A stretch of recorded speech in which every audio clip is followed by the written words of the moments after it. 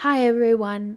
The following presentation is a brief summary and analysis of Act 2, Scene 2 of the play Hamlet. In Act 2, Scene 2, we are introduced to two new characters, Rosencrantz and Guildenstern. They are depicted as two clumsy and unintelligent former friends of Hamlet from university at Wittenberg.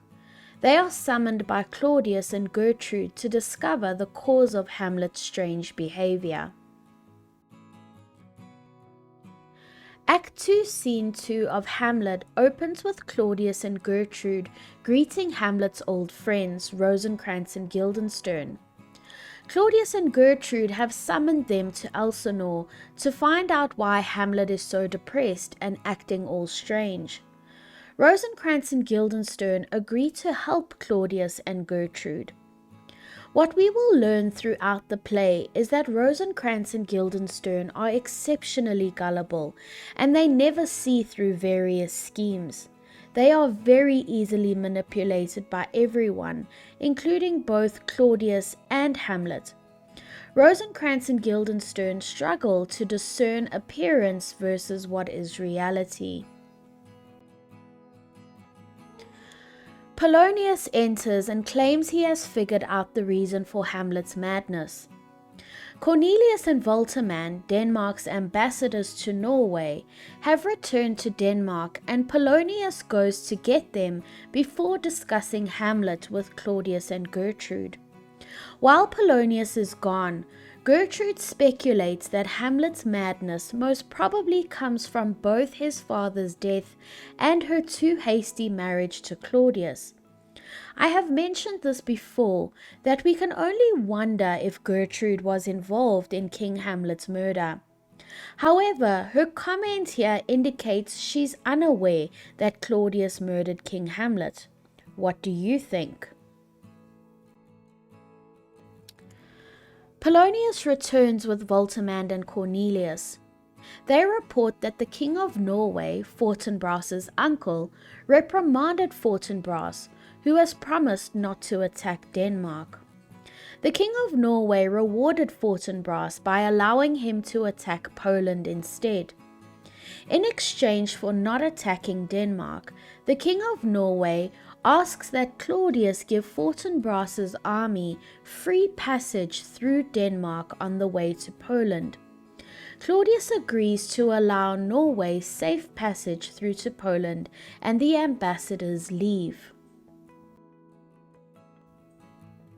After a long-winded ramble about Hamlet's madness, Polonius reads a love letter Hamlet sent to Ophelia. Claudius and Gertrude agree that love sickness may be causing Hamlet's behaviour.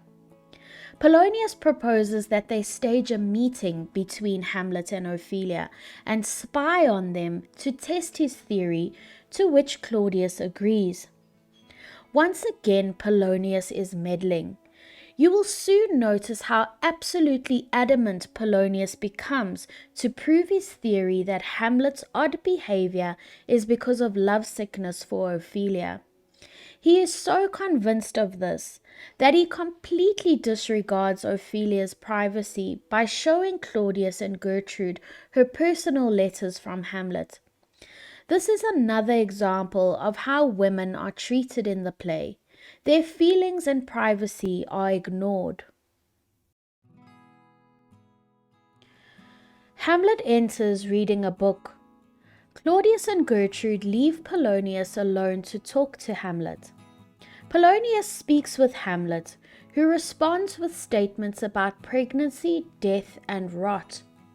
Even though these statements don't make sense, they seem to refer to Denmark, Ophelia, and Claudius. Polonius, who is confused by this, leaves. Rosencrantz and Guildenstern enter. Hamlet greets his old friends warmly and tells them Denmark is a prison, to which they disagree. Hamlet speaks at length about the beauty of the world and the nobility of man, and he says all of this, his whole life, looks like dust and fails to make him happy. Hamlet wants the world to bring him happiness and satisfaction, but he knows things such as the fact that his father was murdered and Ophelia's ending of their relationship make the world's beauty meaningless to him. Hamlet asks why Rosencrantz and Guildenstern have come. They say that they have come to visit him. Hamlet angrily demands whether they were summoned by Claudius and Gertrude. Because they don't have the sense to somehow deceive Hamlet, Rosencrantz and Guildenstern admit that they were summoned. As we have established, Rosencrantz and Guildenstern are fools who act with no understanding. They are unlike Hamlet, who understands too much. Hamlet is exceptionally observant and thoughtful. He sees right through Rosencrantz and Guildenstern. This will later be to their own detriment. Hamlet's mood lightens a little when Rosencrantz mentions the arrival of a group of actors. In the play, these actors are referred to as players. Polonius enters with the actors. Hamlet mocks Polonius when Polonius mentions he acted in Julius Caesar years ago.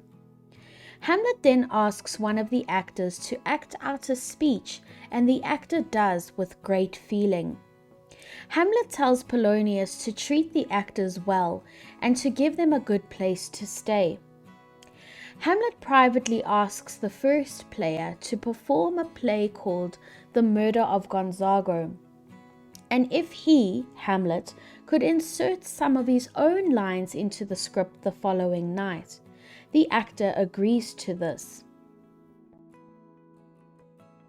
Now alone, Hamlet is furious that the actor could get so emotional in his enactment, while Hamlet can't even bring himself to get revenge for his murdered father.